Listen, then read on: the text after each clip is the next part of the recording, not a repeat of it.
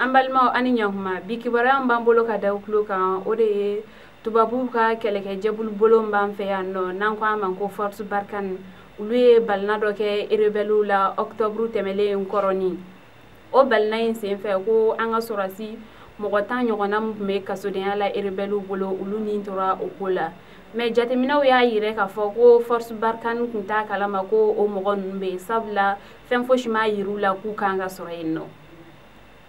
Kibaruya wɛrɛ min bɛ yen nɔ ka da tulo kan o de ye Kati denmisɛnninw dimanche tɛmɛlen olu ye sira tigɛ donc faamaw nana u n'u ka kuma ɲɔgɔnya ko u ka tile 2 d'u ma u bɛ ko dɔw lajɛ mais o tile 2 kɔnɔna la u bɛ ka jateminɛ k'a fɔ ko sira bɛ ka sɔn dɔrɔn de walasa poussière kana wuli mais olu ko olu tɛna dan o ma ko ni u ma kan jɔlen fɔ olu ɲɛna juma dɔw olu bɛna segin tuguni ka sira tigɛ. An balimaw ni kibaruya ninnu de tun b'an bolo ka da tulo kan ani ce aw ka kulomajɔ la.